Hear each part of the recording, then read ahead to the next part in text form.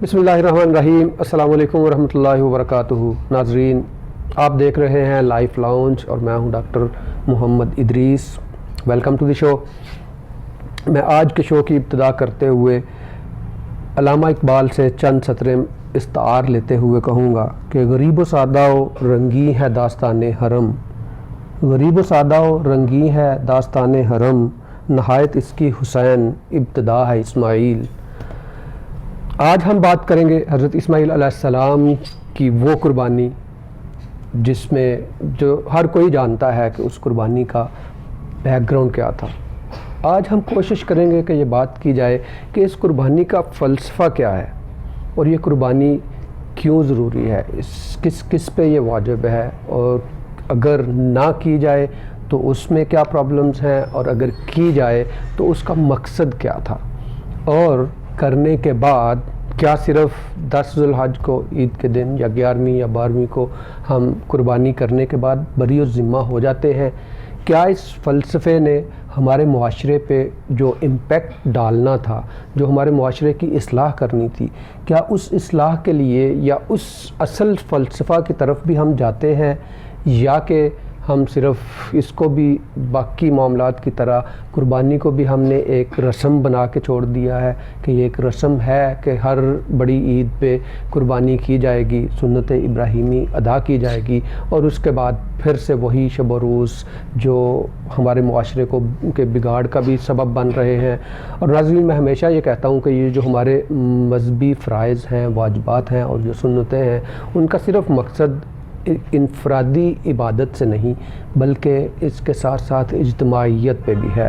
اسلام دین ہی اجتماعیت کا ہے کہ نماز کے لیے بھی جماعت کا کہا گیا، پھر جمعے کو، پھر عیدین کو، جگہ جگہ اجتماعات صرف اس لیے کیے گئے کہ معاشرہ جو ہے وہ پراپرلی ایک اچھا اور خوبصورت معاشرہ بن سکے، ایک دوسرے کے ساتھ کنیکٹڈ ہو، ایک دوسرے کے دکھ درد میں کام آ سکیں، ایک دوسرے کو دیکھا جائے کہ کس کی سچویشن کیا ہے۔ آج ہم بات کریں گے قربانی اور اس کے فلسفے پہ، اس کی اہمیت پہ۔ میں اپنے جو پینل ہے ان کا آپ سے انٹروڈکشن کرواتا ہوں۔ میرے پہلے مہمان جو ہیں ان سے بات کرتے ہیں جناب علامہ ڈاکٹر پروفیسر رحمت الدین صاحب۔ السلام علیکم ورحمۃ اللہ وبرکاتہ۔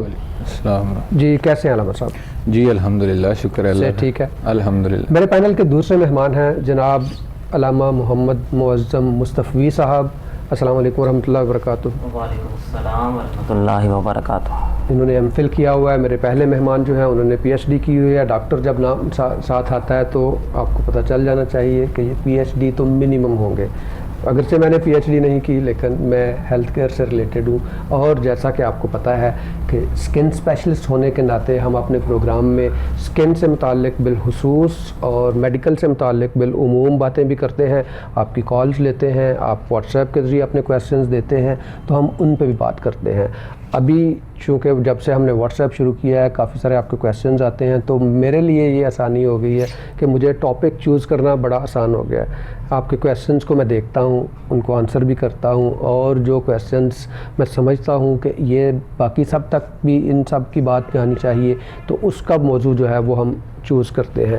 آج جس موضوع کا میں نے انتخاب کیا ہے اسکن کے حوالے سے، وہ ہے بچوں کی، نیو بورن جو بالکل نئے پیدا ہونے والے بچے ہیں، ان کے اسکن کے مسائل کیا کیا ہیں، اور کن کن مسائل کو کس طرح سے ٹریٹ کیا جا سکتا ہے، یا وہ مسائل جو گھر پہ آپ سیٹل کر سکتے ہیں جن کے لیے پینک ہونے کی ضرورت نہیں ہے وہ کون سے ہیں، اور وہ والی پرابلمز یا بیماریاں کون سی ہیں جن کے لیے آپ کو ٹائملی ڈاکٹر کے پاس یا ڈرمٹالوجسٹ کو دکھانا ضروری ہے تاکہ بچہ اپنی اگلی زندگی میں جا کے آسانیاں اس کے لیے پیدا کی جا سکیں اور وہ بیماریوں سے بچ سکے۔ پہلے بات کرتے ہیں فلسفہ قربانی پہ۔ اب اپنے پہلے مہمان جناب ڈاکٹر رحمت الدین صاحب کی طرف بڑھتا ہوں اور ان سے پوچھتے ہیں کہ فلسفہ قربانی ہے کیا؟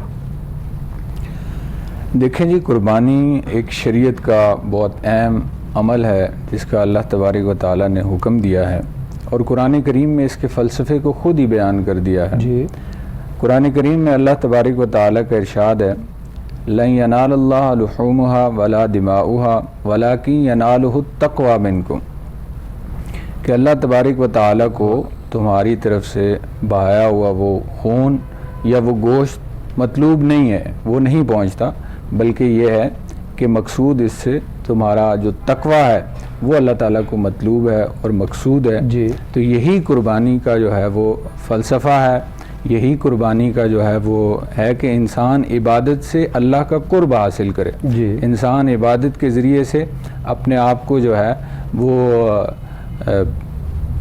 ہر چیز سے اللہ تعالیٰ کے قریب کر سکے. جی تو یہ چیزیں مد نظر رکھتے ہوئے انسان کو چاہیے کہ وہ بیسیکلی فوکس رضا الہی پہ رکھے. جی دنیاوی کوئی فائدہ اسے مطلوب اور مقصود نہیں ہونا چاہیے, بلکہ یہ ہے کہ یہ اللہ تعالیٰ کا حکم ہے, اللہ تعالیٰ نے حکم دیا. اور کسی بھی چیز کے اندر جو تقدیس پیدا ہوتی ہے وہ اس وقت ہوتی ہے جب اللہ تبارک و تعالیٰ کا حکم اس کے ساتھ لنک ہو جاتا ہے, اور جب نبی علیہ السلام کا طریقہ جو ہے وہ اس کے ساتھ منسلک ہو جاتا ہے, تو پھر اس حکم کے اندر تقدیس پیدا ہوتی ہے. اگر کوئی حکم, کوئی بھی چیز, کوئی بھی عمل جو ہے وہ بظاہر کتنا ہی اچھا کیوں نہ ہو, لیکن اس کے ساتھ اللہ تعالیٰ کا حکم جو ہے وہ منسلک نہ ہو یا وہ نبی علیہ السلام کے طریقے کے مطابق نہ ہو, تو پھر اس حکم کو عبادت نہیں کہا جا سکتا. ٹھیک. جیسا کہ سیدنا فاروق اعظم رضی اللہ تعالیٰ عنہ نے حج کے موقع پہ جب حجر اسود کے سامنے گئے تو بوسہ دینے سے پہلے مخاطب ہوئے کہ تو مجھے معلوم ہے کہ تو ایک پتھر ہے, لیکن میں نے اللہ کے محبوب حضور نبی اکرم صلی اللہ علیہ وسلم کو تجھے بوسہ دیتے ہوئے دیکھا ہے, اس لیے میں تجھے بوسہ دیتا ہوں. اگر میں نے نہ دیکھا ہوتا تو میرے لیے تیری حیثیت ایک پتھر کی تھی. بے شک. تو جو بنیادی چیز ہے وہ اللہ تعالیٰ کا حکم اور نبی علیہ السلام کا طریقہ ہے. تو جب یہ چیزیں سامنے ہوں گی تو انشاءاللہ جو ہے وہ جی ہر عبادت کا مقصد حاصل ہو جائے. بالکل, بڑا اچھا آپ نے اس کو ایکسپلین کیا کہ فلسفہ اور اس کا مقصد کیا ہے. اب آتے ہیں جناب علامہ محمد معظم مصطفی صاحب کی طرف, اور میں چاہوں گا کہ علامہ صاحب تھوڑا سا بیک گراؤنڈ میں جاتے ہیں کہ سنت ابراہیمی کہا جاتا ہے اس کو, جی سب کو پتہ ہے, لیکن یہ بیک گراؤنڈ تھا کیا, کہ کس طرح سے یہ سنت ابراہیمی بنی؟ جی بہت بہت شکریہ. سب سے پہلے تو میں آپ کا شکریہ ادا کرنا چاہوں گا, آپ نے یہاں پر آ کر اپنے خیالات کے اظہار کرنے کا موقع دیا. تو سب سے پہلے اگر ہم دیکھیں کہ قربانی ہے کیا, اگر ہم اس کے ڈیفینیشن کو دیکھیں تو مخصوص جانور کو خاص ایام میں اور خاص وقت میں اللہ کی رضا کی خاطر قربان کرنا, یہ قربانی ہے. جی بالکل. اور اگر ہم آقا علیہ الصلوۃ والسلام کی حدیث مبارکہ کو دیکھیں تو جب آقا علیہ الصلوۃ والسلام سے صحابہ کرام نے عرض کی یا رسول اللہ یہ قربانی ہے کیا, تو آقا علیہ الصلوۃ والسلام نے فرمایا سنت ابیکم ابراہیم, کہ یہ تمہارے باپ ابراہیم کی سنت ہے. بے شک.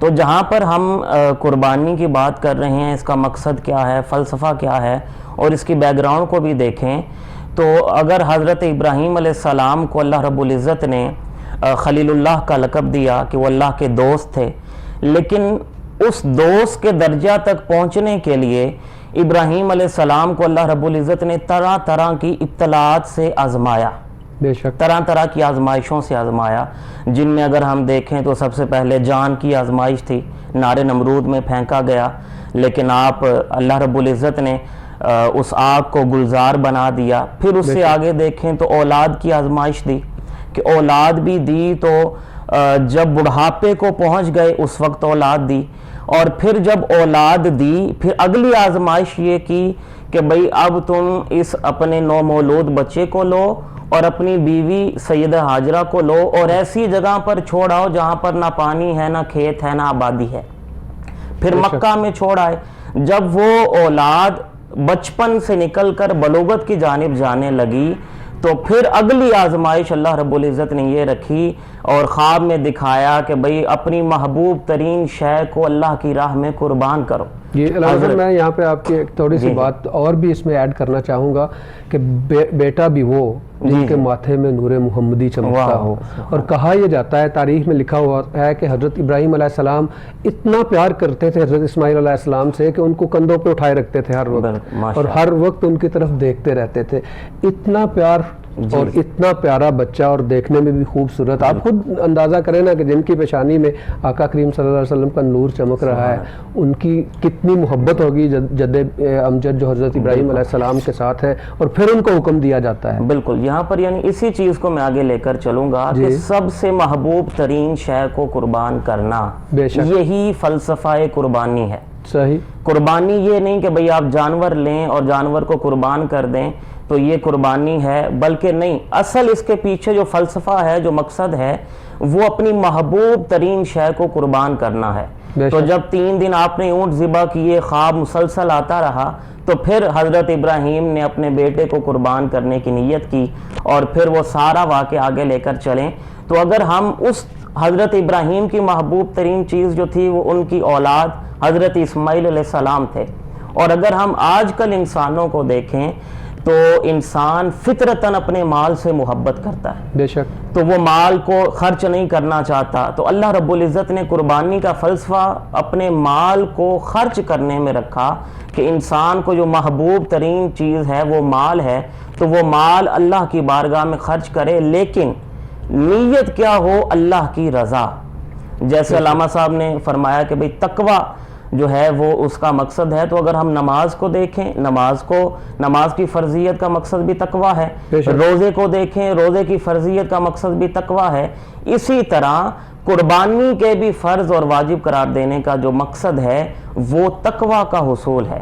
اور یہاں پر میں اپنی بات کو مختصر کرتے ہوئے اس جانب آؤں گا کہ جہاں پر فرمایا گیا کہ بھئی نہ گوشت اللہ کو پہنچتا ہے اور نہ ہی خون پہنچتا ہے, یہ دونوں مادی چیزیں ہیں. بے شک. اور جو چیز پہنچتی ہے وہ تمہاری نیت پہنچتی ہے جو کوئی دیکھ نہیں رہا. بالکل بالکل صحیح فرمایا آپ نے. ہم اسی موضوع کو آگے لے کے بڑھیں گے, اور یہ بھی آگے جا کے بات ہوگی کہ قربانی جب کی جاتی ہے تو اس وقت کون کون سے لوازمات ہیں جن کا خیال رکھنا بہت ضروری ہے.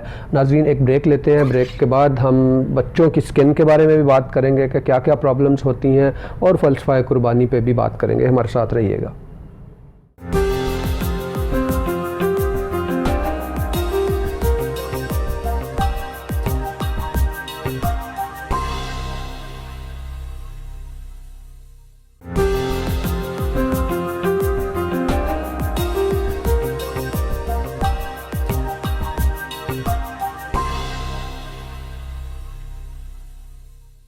ویلکم بیک ناظرین, تو بات کرتے ہیں بچوں پہ کہ جو نیو بارن ہے, جو بچہ جب پیدا ہوتا ہے تو اس وقت اس کی سکن کی کیا کیا پرابلمز ہو سکتی ہیں.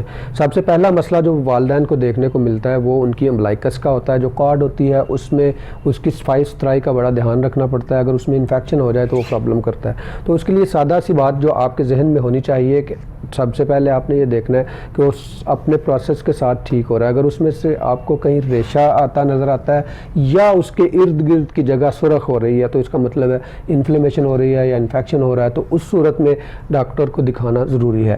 اس کے بعد آتے ہیں جو نیکسٹ سٹیپ ہوتا ہے, وہ ہوتا ہے جس سے بہت زیادہ تنگ ہوتے ہیں والدین بھی اور بچے بھی, وہ ہوتے ہیں ریشز. اب ریشز 2 طرح کے ہیں. ایک تو یہ ہے کہ جو روٹین کے ہیں, ایک جو ہے جو بیماری کی وجہ سے ہوتے ہیں.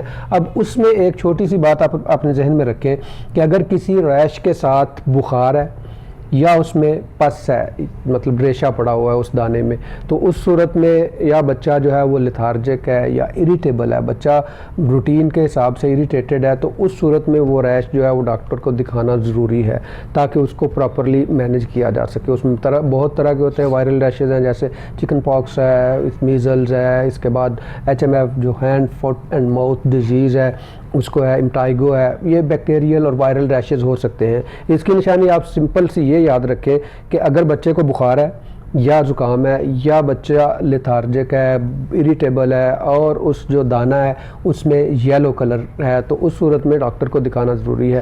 ادروائز باقی کے جو دوسرے ریشز ہیں, جو سمپل ریش آتے ہیں یا جاتے ہیں, ان کے لیے آپ ویٹ کر سکتے ہیں, وہ خود سے سیٹل ہو جاتے ہیں. تیسری چیز جو ہے وہ ہے برتھ مارکس. بچوں کو شروع میں ریڈنس ہوتی ہے یا ایک اسپیسیفک کلر آ جاتا ہے، بلیک ہے یا براؤن ہے، اس کے نشانات ہوتے ہیں.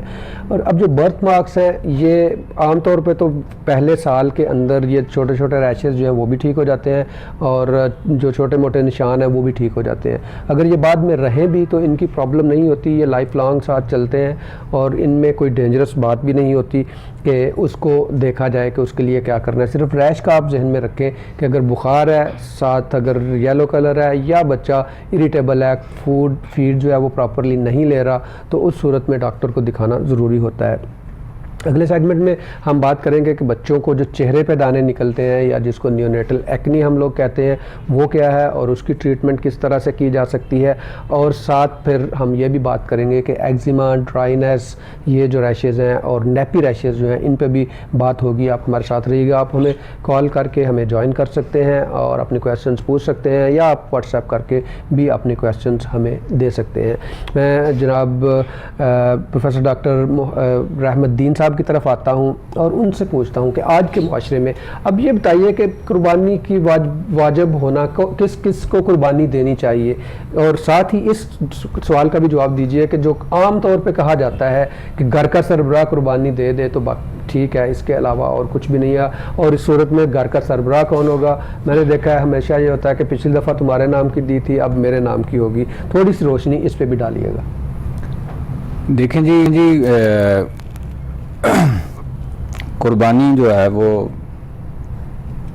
پہلا سوال آپ ذرا پلیز مجھے. میرا پہلا کویسچن یہ تھا کہ قربانی کس پہ واجب ہے، کس کو دینا؟ قربانی ہر صاحب استطاعت آدمی. اب صاحب استطاعت سے ہمیں کنفیوژن ہوتی ہے کہ صاحب استطاعت ہے کون. جی، جو شخص اس بات کی گنجائش رکھتا ہے، جیسا کہ فقہائے کرام نے زکوٰۃ اور دیگر چیزوں کے لیے ایک نصاب مقرر کیا ہے کہ اگر کوئی 7.5 تولے سونا یا 52.5 تولے چاندی یا ان میں سے کسی ایک کی مالیت کے برابر کسی اور رقم کا جو ہے وہ مالک ہے تو اس کے اوپر قربانی لازم ہے، اس کے ذمہ لازم ہے کہ وہ قربانی کرے. نبی علیہ السلام نے جو لوگ باوجود استطاعت کے قربانی نہیں کرتے ان کے بارے میں سخت ناراضگی کا اظہار کیا، اور آپ نے فرمایا من وجد ساعتاً ولم یضحی فلا یقربن مصلانا، کہ جو شخص باوجود وسعت کے، باوجود گنجائش کے اور استطاعت کے قربانی نہیں کرتا وہ ہماری جو ہے وہ عیدگاہوں کے قریب نہ آئے. نہیں آئے، بے شک. تو اب یہ وعید اسی صورت میں جو ہے وہ ہو سکتی ہے کہ جب قربانی واجب ہو، جب قربانی لازم ہو. تو اس سے ایک بات تو یہ بھی سمجھ میں آتی ہے کہ قربانی واجب ہے. اب اگلا سوال یہ ہے کہ قربانی کس پر واجب ہے؟ کیا ہر فیملی کی طرف سے ایک قربانی جو ہے وہ کافی ہے؟ اگر ہم فقہائے کرام کا اور جمہور کا موقف دیکھیں تو اس میں یہ بات واضح ہے کہ ہر صاحب استطاعت، وہ خاندان میں اگر 2 ہیں 4 ہیں تو ہر ایک پر لازم ہے کہ وہ اپنی طرف سے قربانی کرے. ایسا نہیں ہے کہ ایک خاندان کی طرف سے ایک قربانی کر دی تو کافی ہوگی. تو اس کے لیے ضروری ہے کہ اس جذبے کو آگے بڑھایا جائے، کیونکہ قربانی سے مقصود ایک جذبہ ہے. قربانی سے مقصود یہ ہے کہ انسان کے اندر یہ بات پیدا ہو کہ اللہ کے حکم اور اللہ کی رضا کے لیے میں اپنا سب کچھ قربان کرنے کے لیے تیار ہوں. بے شک. تو اب جو شخص بھی اس بات کا گنجائش رکھتا ہے اور استطاعت رکھتا ہے کہ وہ یہ کر سکتا ہے تو اس کے اوپر لازم ہے کہ وہ قربانی کرے اور اللہ کی رضا کو حاصل کرے. اللہ کے اگر قربانی کے اس پس منظر میں دیکھیں تو تھوڑا سا اگر اس سے کے ساتھ لنک کریں تو ابراہیم علیہ السلام کو جب خواب آیا، جیسا کہ علامہ صاحب نے اس کو بڑی تفصیل کے ساتھ بیان کیا ہے کہ خواب میں جب پہلی بار دیکھا تو انہوں نے اونٹ ذبح کر دی اللہ کے راستے میں. دوبارہ جب خواب دیکھی تو اس کی تعداد بڑھا کے پھر ان کو ذبح کیا. لیکن جب تیسری بار دیکھا تو چونکہ نبی کا خواب تھا اور نبی کا خواب جو ہے وہ حجت ہوتا ہے، وہ اللہ تعالیٰ کی طرف سے حکم ہوتا ہے، تو اب وہ سمجھ گئے کہ اللہ تعالیٰ کی طرف سے مطلوب کیا ہے. جیسا کہ قرآن کریم میں بھی آتا ہے کہ لن تنالوا البر حتى تنفقوا مما تحبون. بے شک. کہ تم جو ہے وہ بر کو اور نیکی کے اعلیٰ مقام کو اس وقت تک حاصل نہیں کر سکتے جب تک کہ تم اپنی محبوب ترین چیز کو اللہ کے راستے میں قربان نہ کر دو، خرچ نہ کر دو، اللہ کے لیے جو ہے وہ اسے دے نہ دو. تو ابراہیم علیہ السلام نے نظر دوڑائی تو ان کی محبوب ترین چیز جو ہے وہ حضرت اسماعیل علیہ السلام تھے. تو حضرت اسماعیل علیہ السلام وہ فرزند تھے جنہیں ابراہیم علیہ السلام نے بڑی دعاؤں سے اور گریہ زاریوں سے حاصل کیا, اور وہ مقام اور مرتبہ تھا کہ اللہ کے محبوب صلی اللہ علیہ وسلم جو ہے وہ انہی کی نسل سے مبعوث ہوئے. تو اب یہ جو کنورسیشن ہے باپ اور بیٹے کے درمیان, اسے قرآن میں جو نقل کیا ہے کہ ابراہیم علیہ السلام نے کہا کہ یا بنیا انی اری فی المنام انی اذبحک, اے میرے بیٹے میں دیکھ رہا ہوں کہ میں خواب میں دیکھا ہے کہ میں تمہیں ذبح کر رہا ہوں اللہ کے راستے میں. فانظر ماذا تری, اب بیٹے سے سوال کر رہے ہیں کہ جی آپ بتلائیے کہ آپ کی کیا رائے. اب ابراہیم علیہ السلام کو جب حکم ہوا تو انہوں نے پلٹ کے نہیں پوچھا کہ یہ حکم مجھے کیوں ہے, یا اللہ اس کی جگہ پہ کوئی اور حکم آ جائے. چونکہ ابراہیم علیہ السلام اللہ کے خلیل تھے, اللہ کے دوست تھے, تو پلٹ کے نہیں پوچھا. آج دنیا پلٹ کے پوچھتی ہے کہ جی یہ حکم ہمارے اوپر کیوں ہے. یاد رکھیے ہمیشہ شریعت کے بارے میں مزاج یہ ہونا چاہیے کہ کیوں سے سوال نہ ہو, بلکہ یہ ہو کہ حکم ہے کیا, میں نے کرنا کیا ہے, میں نے کیسے کرنا ہے. بالکل ابراہیم علیہ السلام نے یہ سوال نہیں کیا. تو بیٹے سے جب یہ کہا تو بیٹے نے جو جواب دیا, بیٹے بھی ابراہیم علیہ السلام کے تھے, تو انہوں نے کہا کہ یا ابت افعل ما تؤمر, کہ اے ابا جان جو آپ کو حکم ہوا ہے, اب یہ نہیں کہ وہ حکم کیوں ہوا ہے, جو آپ کو حکم ہوا ہے آپ وہ کر گزریے. تو اب ابراہیم علیہ السلام نے جب بیٹے کی رائے بھی لے لی, اب ابراہیم علیہ السلام اپنے بیٹے کو تیار کر کے جو ہے وہ قربان کرنے والی جگہ پر لے گئے. تو اب آگے کی کیفیت کو قرآن نے بیان کیا, فلما اسلما وتلہ للجبین, کہ جب دونوں نے سر تسلیم خم کر دیا, سبحان اللہ, اور اپنے بیٹے کو پیشانی کے بل لٹا دیا. یہ مقصود ہے شریعت کے اندر. شریعت کے ہر حکم کی روح جو ہے وہ یہی ہے کہ انسان اللہ کے حکم کے آگے سر تسلیم خم کر دے, اللہ کے حکم کے آگے کوئی دلیل نہ مانگے, اللہ کے حکم کے آگے کوئی عقلی توجیحات کا طالب نہ ہو, بلکہ جب یہ ثابت ہو جائے کہ یہ اللہ تعالیٰ کا حکم ہے اور اللہ کے محبوب صلی اللہ علیہ وسلم کا طریقہ کار ہے, تو اس کے بعد اسے کسی بھی حجت کی یا کسی بھی دلیل کی ضرورت نہیں ہونی چاہیے, عقل چاہے تسلیم کرے یا نہ کرے. تو جب انہوں نے یہ کیا تو اب اللہ تعالیٰ کی طرف سے منادی آئی کہ جی ابراہیم تو نے ہمارے جو ہے قد صدقت الرؤیا, تو نے اس حکم کو سچ کر دکھایا جو خواب کی صورت میں ہم نے آپ کو دیا تھا.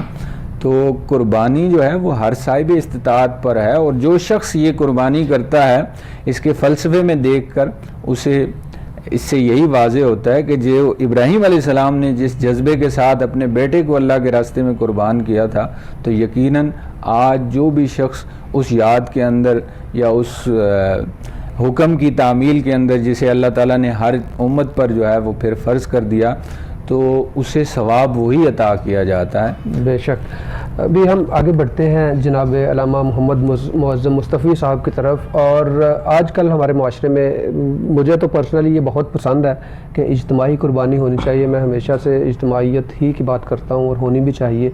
تو اجتماعی قربانی کے بارے میں شرعی احکامات کیا ہیں اور یہ کس طرح سے ہونی چاہیے, اور اس میں کن کن چیزوں کا خیال رکھنا ضروری ہے؟ جی بہت بہت شکریہ. آپ کے سوال کی جانب آنے سے قبل میں تھوڑا سا پچھلے سوال کے اندر اضافہ کرنا چاہوں گا کہ جہاں پر قربانی ہر صاحب استطاعت پر فرض ہے, اور صاحب استطاعت سے مراد جس کے پاس 7.5 تولے سونا یا 52.5 تولے چاندی یا اس کے برابر کی نقد رقم یا مالی تجارت موجود ہو تو وہ صاحب استطاعت ہے.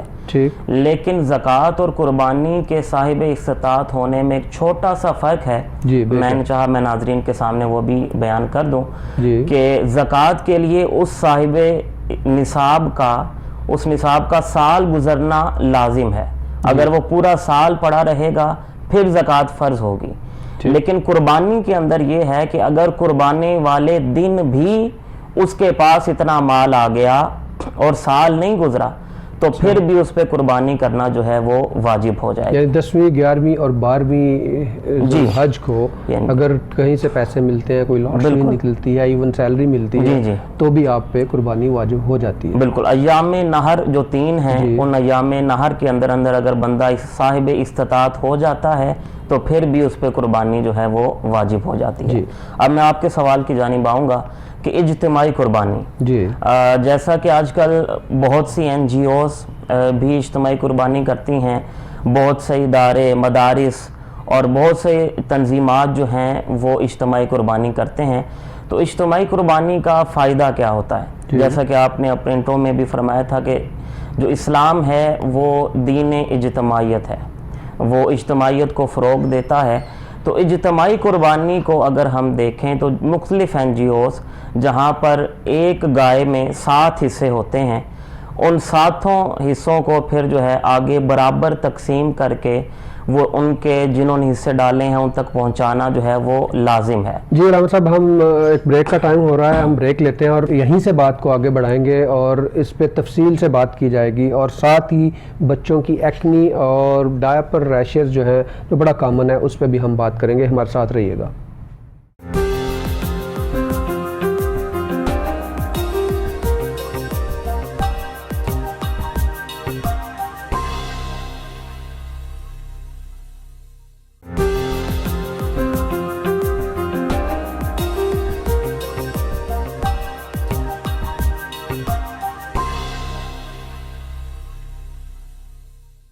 ویلکم بیک ناظرین. تو ناظرین, بات کر رہے تھے بچوں کی سکن کے بارے میں, تو بات کرتے ہیں کہ ایکنی. کچھ بچوں میں ایسا ہوتا ہے کہ جب پیدا ہوتے ہیں تو ان کے چہرے پہ نشان ہوتے ہیں ایکنی کے, اس کو ہم نیونیٹل ایکنی ہی کہتے ہیں, اور وہ ایکنی ہی ہوتی ہے. اس کی جو میجر ریزن ہوتی ہے وہ میٹرنل ہارمونز, ماں کی طرف سے جو ہارمونز کا لیول ہوتا ہے, جو بلڈ, چونکہ وہ جب دوران حمل بچہ جو ہے وہ ماں کے خون سے ہی خوراک حاصل کرتا ہے, تو اس میں اگر ہارمونز کا لیول کچھ زیادہ ہو تو اس میں ایکنی ہو سکتی ہے. اب نارمل ہے, ہو جاتی ہے, کوئی پرابلم نہیں ہے, اس میں پینک ہونے کی ضرورت نہیں ہے. آپ نے بس اس چیز کا دھیان رکھنا ہے کہ یہ ایکنی اپنے آپ سے ٹھیک ہو جائے گی, کیونکہ جو پیبرٹی میں یا نوجوانوں میں جو ایکنی آتی ہے وہ ان کے اپنے ہارمونز کے جو ہے اس ٹرانسفارمیشن سے ہوتی ہے, اور بچوں میں چونکہ یہ ہارمون ہوتا نہیں ہے اس لیے یہ ایکنی آٹومیٹکلی 1 مہینے 1.5 کے اندر ٹھیک ہو جاتی ہے, اس لیے اس میں پینک ہونے کی ضرورت نہیں ہوتی. دوسری بات جو ہم کرنا چاہ رہے تھے وہ ڈائپر ریش ہے, جو نیپی ریش جس کو کہتے ہیں. یہ بھی بڑا کامن ہے, ہر بچے کو جب سے یہ نیپیز آئی ہیں یہ یقیناً ہے. اس کو نیپی ریش کہنے کا مقصد اور مطلب یہی ہے کہ جب یہ نیپیز نہیں تھی تو یہ ریش نہیں ہوتا تھا. اگرچہ بڑا مشکل ہے آج کے زمانے میں, لیکن وہ چونکہ پیرنٹس بھی, والدین بھی, مائیں بھی تھوڑی سی سہل پرست ہوتی جا رہی ہیں, بہتر اس کی ٹریٹمنٹ جو ہے وہ اسی پہ ڈیپینڈ کرتی ہے کہ آپ اس کو کس طرح سے سالو کرتے ہیں. نیپی کے ایریا جو ہے وہ ریڈ ہو جاتا ہے, اس میں ریشز ہو جاتے ہیں, اور اس میں 2 چیزوں کا آپ نے خیال رکھنا ہے کہ کیا وہ آیا نیپی ریش ہے یا کہ فنگل انفیکشن ہے. اس کی میں سمپل اور آسان سے طریقے سے آپ کو بتا دیتا ہوں, آپ خود سے بھی اس کو ڈائیگنوز کر سکتے ہیں اور ڈفرینشیٹ بھی کر سکتے ہیں. اگر تو وہ ایک ہی ریش ہے پورے کا پورا نیپی کے ایریا پہ, تو وہ نیپی کی اریٹیشن یا ڈرائنس کی وجہ سے, یا اگر نیپی ٹائم پہ چینج نہ کی جائے تو یورین کے جو اریٹینٹس ہوتے ہیں ان کی وجہ سے ہوگی. لیکن اگر اس میں ایک تو ریش ہے, اس کے علاوہ بھی وہ اس ریش کے بالکل ساتھ نہیں, اس کو تھوڑا چھوڑ کے کہیں چھوٹے چھوٹے دانے ہیں, اس کو ہم سیٹلائٹ لیجنز کہتے ہیں, کہ اگر اس ریش کے ساتھ ساتھ دوسری جگہ پہ بھی کچھ دانے ہیں تو وہ فنگل انفیکشن ہوگا. اگر فنگل انفیکشن ہے تو اس کی ٹریٹمنٹ اینٹی فنگل ہیں, وہ تو آپ نے اسی حساب سے یوز کرنی ہے. وہ جو ہیں وہ ڈرماٹولوجسٹ یا اسکن کہہ لیں اس کو, جنرل پریکٹیشنر بھی اس کی ٹریٹمنٹ آپ کو دے دے گا. جو دوسرا ریش ہے نیپی ریش, اس کے لیے یہ ہے کہ نیپی کو فریکوینٹلی چینج کریں, بچے کو نیپی فری پیریڈز دیں, تاکہ وہ جو ہے نا اس حساب سے وہ جلدی ٹھیک ہو جاتا ہے. اور تیسرا اس میں آپ یہ بھی کر سکتے ہیں کہ جو نیپی ریش کی نیپی کریمز بھی مل جاتی ہیں اوور دی کاؤنٹر, وہ آپ یوز کر کے اس ایریا کو موئسچرائز رکھ سکتے ہیں. نیپی ریشز سے بچنے کے لیے نیپیز فریکوینٹلی چینج کریں, اور اگر آپ کپڑے کی نیپی یوز کر سکتے ہیں کچھ ٹائم کے لیے تو وہ بھی اس میں بڑا ہیلپ فل ہوتا ہے. فنگل انفیکشن کو روکنے کے لیے اس ایریا کا ڈرائی ہونا بہت زیادہ ضروری ہے.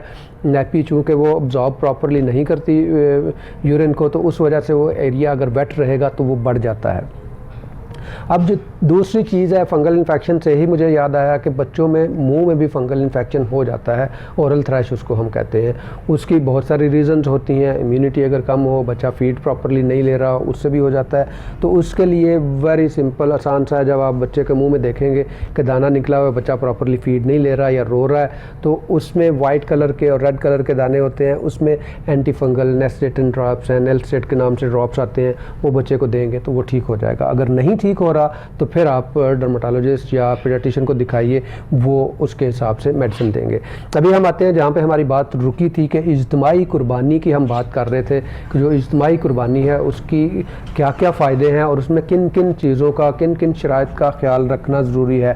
کہ اجتماعیت کا مطلب یہ ہے کہ ہمارا آپس میں پیار بڑھے، نہ کہ ایسا ہو کہ ٹرسٹ ڈیفیسٹ ہو اور جو بندہ ارینج کر رہا ہے اس پہ بھی جو ہے ٹرسٹ کے پرابلمز آ جائیں اور معاشرے میں سوار کی بجائے بگاڑ پیدا ہو جائے. جی علامہ صاحب، آپ سے بات ہو رہی تھی. جی تو بات ہو رہی تھی اجتماعی قربانی پہ. جی، اس میں جہاں پر ہمیں اس کے بہت سے فائدے ہیں کہ ایک جگہ پر جانوروں کی قربانی ہو جاتی ہے، اس کی سلوٹرنگ ہو جاتی ہے، دیگر معاملات ہو جاتے ہیں. وہیں پر شریعت کے اندر اجتماعی قربانی میں کچھ چیزوں کے خیال رکھنے کا بھی حکم دیا گیا ہے. جی، سب سے پہلے اگر ایک جانور ہے اور اس کے اندر 7 حصے ہیں تو یہ شرط ہے کہ ان 7 جو حصہ دار ہیں ان کے مال کا حلال ہونا جو ہے وہ لازم ہے. اگر خدا نخواستہ کسی ایک بندے کا بھی مال اس کے اندر حرام کا شامل ہو جاتا ہے تو اس صورت میں 7 بندوں کی قربانی ضائع ہونے کا خدشہ ہے. اس چیز کا خیال رکھنا بہت ضروری ہے. دوسری چیز یہاں پر کہ جس طرح مال کا حلال ہونا ضروری ہے، اسی طرح اجتماعی قربانی کے دوران 7 بندوں کی نیت کا خالص ہونا بھی ضروری ہے. کہ جس طرح نیت پہ ہم مسلسل بات کرتے آ رہے ہیں کہ قربانی کی جو نیت ہے وہ فقط اللہ کی رضا ہے اور سنت ابراہیمی کی ادائیگی ہے.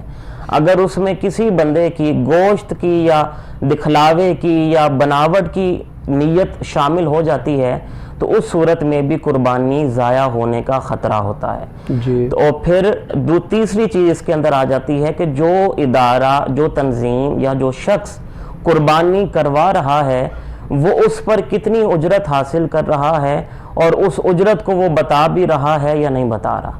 تو اجتماعی قربانی کے جہاں پر فائدے ہیں وہاں پر ان 3-4 چیزوں کا خیال رکھنا بھی ضروری ہے.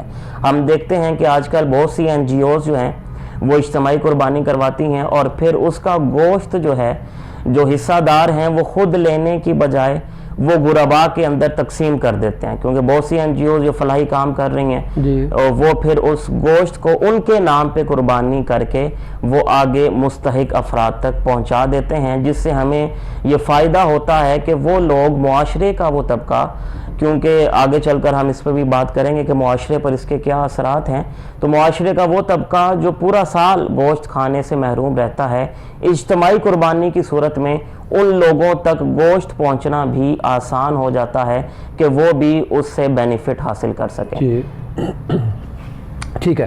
اچھا، اب جو آپ نے بات کی مجھے اس میں سے تھوڑی سی یہ بھی بات اس طرح سے بھی ہے کہ کیسے پتہ چلے گا جو اسپیشلی NGOs میں ایک بندہ ہے وہ کہتا ہے جی میں تو 2-3 یا حصے دے سکتا ہوں. ٹھیک ہے، اگر آپ پورے کا پورا جانور ڈونیٹ کر رہے ہیں، اس کی قربانی کر رہے ہیں تو وہ تو نیت بھی آپ کی، پیسہ بھی آپ کا.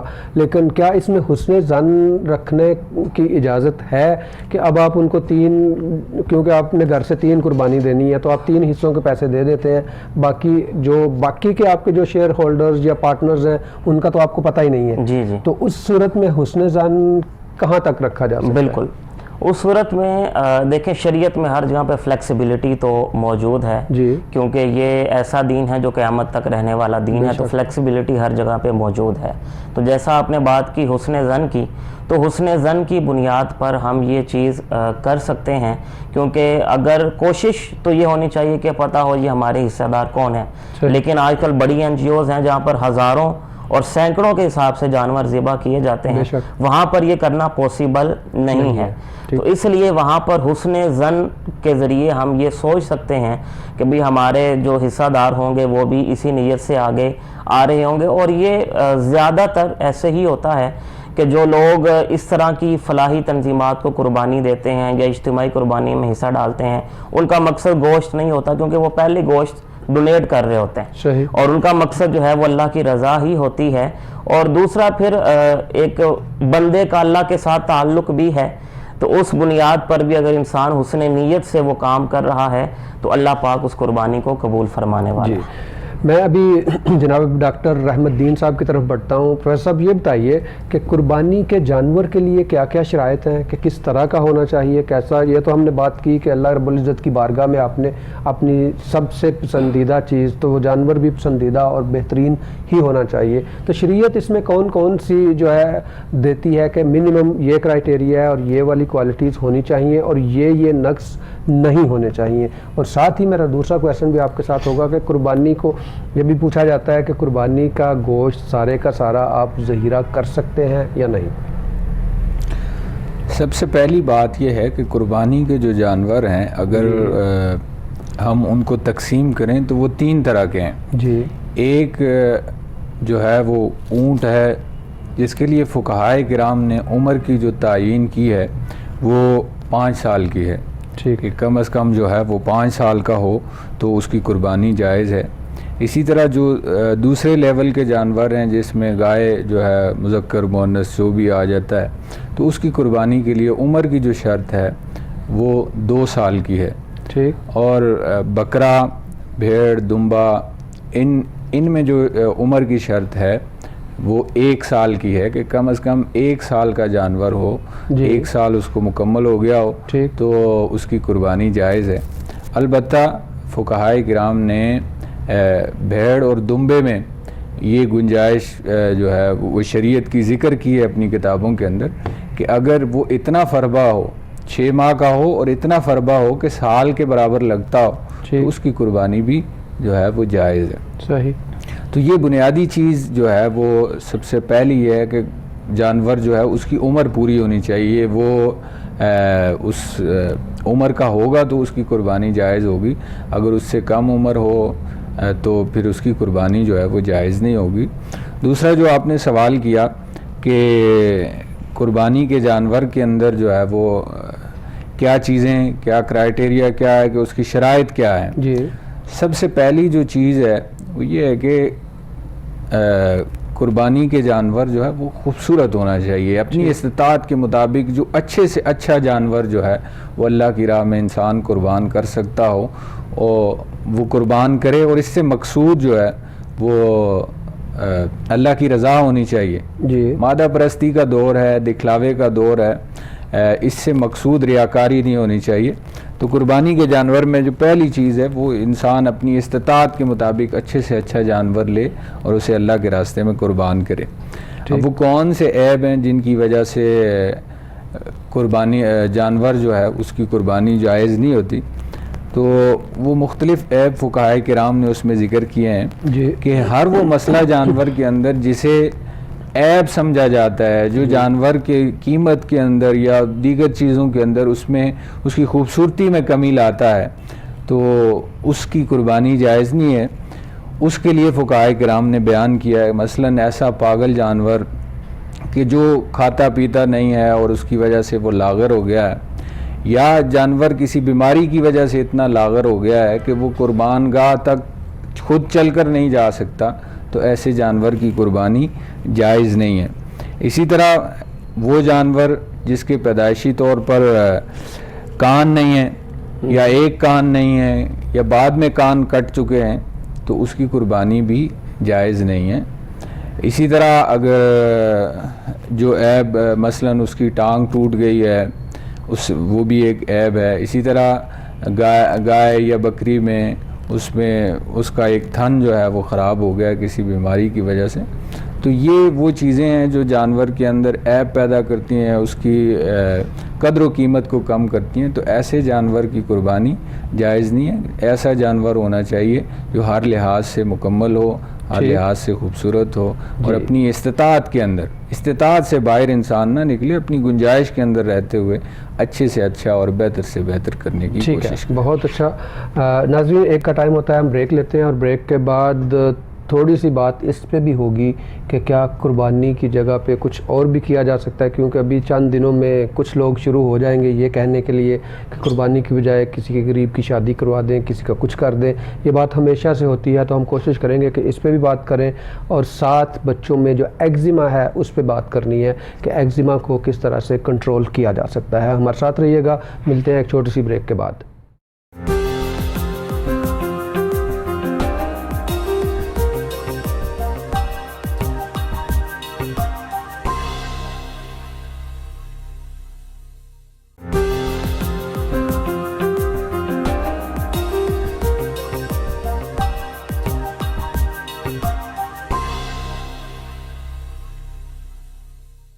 ویلکم بیک ناظرین.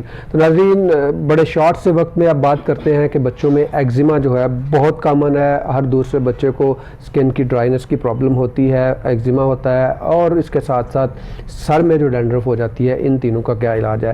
سر کے لیے سب سے پہلے تو یہ ہے کہ بڑے نرمی سے آپ کاٹن کو وارم واٹر میں ڈال کے تو اس سے کلین کرنے کی کوشش کریں، ساتھ تھوڑی سی آئلنگ بھی کر دیں. اور اگر پھر بھی یہ ٹھیک نہیں ہوتی تو پھر اینٹی فنگل میڈیسنز ہوتی ہیں، ان کو استعمال کیا جا سکتا ہے. اب آتے ہیں ایگزیما کی طرف. ایگزیما ہر کسی کو پتہ ہے کہ ایگزیما کیا ہے. ڈرائی سکن اگر ایک حد سے بڑھ جائے، کریکس آ جائیں تو وہ ایگزیما کہتے ہیں اس کو. ایگزیما کا یہ ہے کہ نارملی یہ مختلف جگہوں پہ، کان کے پیچھے اور گردن پہ، بازوؤں پہ، ٹانگوں پہ، یا آپ کہہ لیں سارے جسم پہ بھی ہو سکتا ہے. اب ایگزیما کی ٹریٹمنٹ جو ہے یا ڈرائینس کی ٹریٹمنٹ جو ہے یہ بڑی امپارٹنٹ ہے. ایک تو بچے کا ہائیڈریشن لیول بہتر رکھیں، بچے کو پراپرلی ٹائملی فیڈ کرتے رہیں، اور ساتھ ساتھ ایگزیما کی ٹریٹمنٹ یہ ہے کہ بچے کو سر کے بالوں سے پکڑ کے موئسچرائزر میں ڈپ کر دیں. مطلب یہ ہے کہ آپ جتنا زیادہ سے زیادہ موئسچرائزر یوز کریں گے، بچے کی سکن کو ڈرائی نہیں ہونے دیں گے، وہی اتنا زیادہ ہی بہتر ہے، اور اتنا ہی ایگزیما ہونے کے یا چانسز کم ہو جاتے ہیں. اب موئسچرائزر کون سا یوز کرنا ہے؟ تو سمپل یہ ہے کہ کوئی سا بھی بیبی موئسچرائزر یا بیبی لوشن جو ہے وہ آپ یوز کر سکتے ہیں جو مارکیٹ میں اویلیبل ہے. اگر آپ کو لگے کہ وہ بھی بچے کی سکن پہ تھوڑا ہارش لگ رہا ہے تو اس میں آپ کوکونٹ آئل مکس کر کے، دونوں کو برابر مقدار میں مکس کر کے وہ بھی استعمال کر سکتے ہیں. پیٹرولیم جیلی یا ویزلین آپ یوز کر سکتے ہیں. اگر انفیکشن ہو جاتا ہے یا ایگزیما بڑھ جاتا ہے، اس موئسچرائزر سے ٹھیک نہیں ہوتا، تو پھر آپ پیڈیاٹریشین یا ڈرماٹولوجسٹ کو دکھائیں. وہ کچھ اسٹیرائڈس کریمیں ہوتی ہیں، وہ مائلڈ سی کریم ہم یوز کرتے ہیں، اس سے ٹھیک ہو جاتا ہے.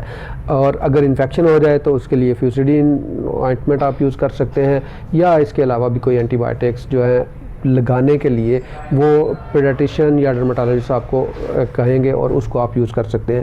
ابھی کوئکلی ہم جاتے ہیں، پچھلے سیگمنٹ میں ہمارا کویشچن رہ گیا تھا.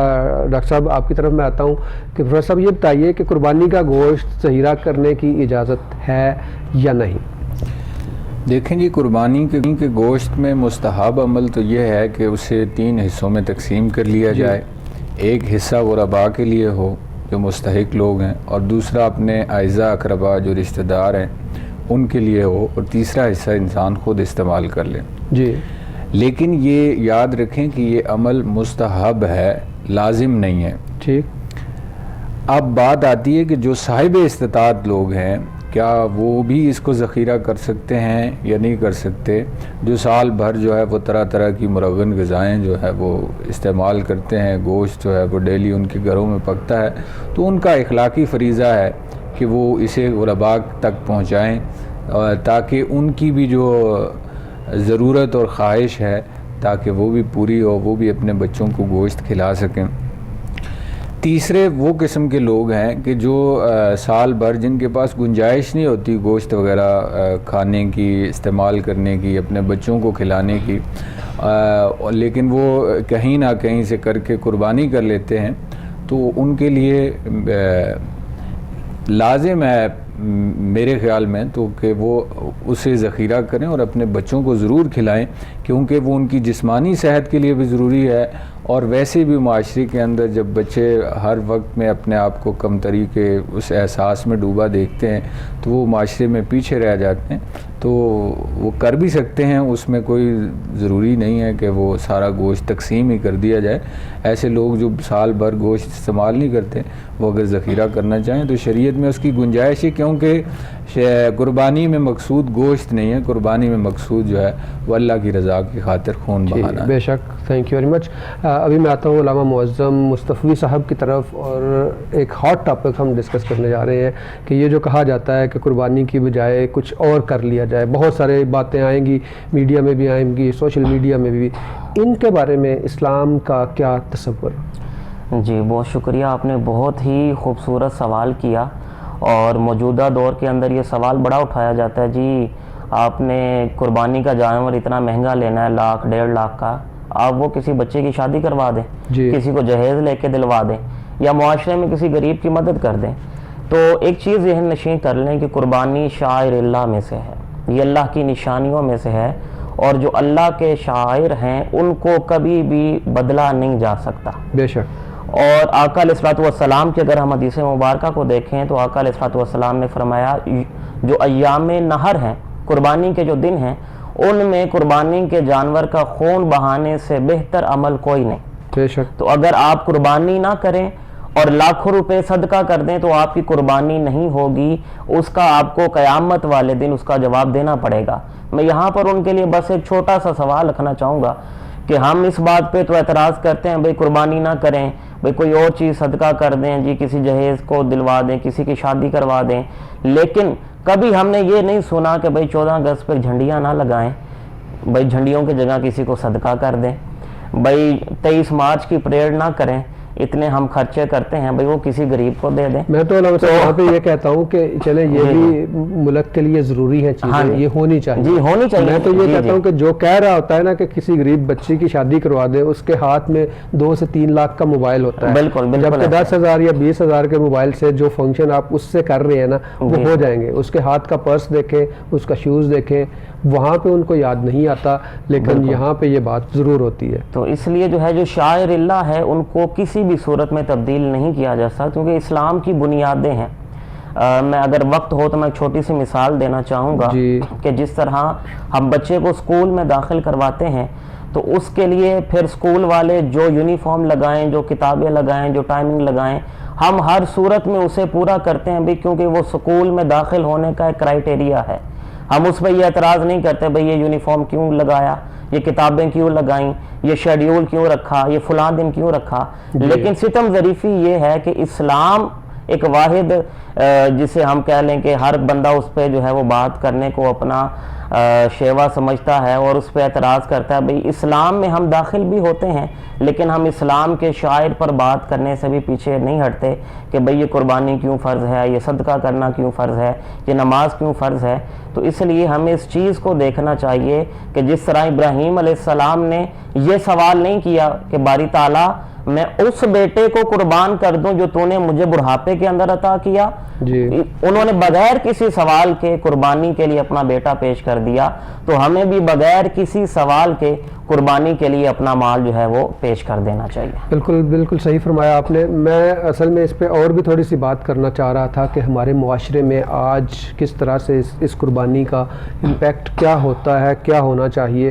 ہم نے بڑی ڈیٹیل میں بات کی کہ حضرت اسماعیل علیہ السلام نے جب یہ کہا کہ یا ابت افعل، کہ اے میرے والد محترم آپ کر گزریے، آپ کریں جس چیز کا اللہ رب العزت نے آپ کو حکم دیا ہے۔ تو اب یہاں پہ میرا تھوڑا سا سوچنا اس طرف بھی جاتا ہے کہ کیا آج ہمیں اس بات کی طرف دیکھنا یا سوچنا بنتا ہے کہ نہیں کہ آج ہم اپنے والدین کی جو جائز خواہشات ہیں، جو جائز حقوق ہیں ان کے، کیا ہم وہ پورے کر پاتے ہیں؟ کیا ہم اپنے والدین کی باتوں کو بلا چون و چراں، بغیر کچھ اس کا لاجک پوچھے کیا ماننے کے لیے تیار ہوتے ہیں؟ اس میں ایسی کون سی وجہ ہے کہ حضرت ابراہیم علیہ السلام جب اپنے بیٹے سے کہتے ہیں، ایک چھوٹا سا بیٹا، انہوں نے یہ نہیں کہا کہ جب میں چھوٹا سا تھا آپ مجھے ایک جنگل بیابان شہر میں چھوڑ کے چلے گئے، آج آپ مجھے قربان کرنے کی بات کر رہے ہیں۔ میں اپنا یہی کہتا ہوں کہ وہ ایسی کون سی چیز ہے جو آج ہم میں ختم ہوتی جا رہی ہے؟ کیوں ہم ان سب باتوں کی طرف توجہ نہیں کرتے؟ کیوں ہم سوچتے نہیں ہیں کہ یہ ساری قربانی جس کو اللہ رب العزت نے حج کے دنوں میں رکھا رکھا ہے. اور جب ساری امت کے لوگ جو ہیں حج پہ جاتے ہیں، لاکھوں کا مجمع، ملینز کا مجمع ہوتا ہے، وہاں پہ قربانی کی جاتی ہے. اور قربانی کرنے کا مقصد جو تھا اصل میں وہ شروع یہاں سے ہوتا تھا کہ والدین کے بارے میں آقا کریم صلی اللہ علیہ وسلم نے جتنی تنبیہ کی ہے اور اللہ رب العزت نے بھی جتنا کہا ہے، اس سارے کے باوجود میں یہی کہنا چاہوں گا اقبال کی بات جس سے میں نے شروع کیا تھا اسی پہ، کہ یہ فیضان نظر تھا یا کہ مکتب کی کرامت تھی. سکھائے کس نے اسماعیل کو آداب فرزندی. آج ہمیں بھی سوچنا ہے کہ ہمیں وہ آداب فرزندی جو ہیں ہمارے والدین، میں جب سنتا ہوں نا کہ ہمارے معاشرے میں بھی شیلٹر ہومز بن رہے ہیں بوڑھوں کے لیے، مجھے بڑا افسوس ہوتا ہے، دکھ ہوتا ہے. لیکن ہمیں اس طرف سوچنا ہے. ٹائم ختم ہو رہا ہے، نہیں تو اس پہ لمبی بات بھی کی جا سکتی تھی. میں چاہتا تھا کہ میرے مہمان بھی اس پہ بات کرتے، لیکن ٹائم کی کمی کی وجہ سے میں اپنے دونوں مہمانوں کا، جناب علامہ محمد معظم مصطفی اور پروفیسر ڈاکٹر رحمت الدین کا شکریہ ادا کرتا ہوں. آپ تشریف لائے. ناظرین سوچئے گا کہ سکھائے کس نے اسماعیل کو آداب فرزند. ڈاکٹر ادریس کو اجازت دیجیے. اللہ حافظ. السلام علیکم ورحمۃ اللہ وبرکاتہ.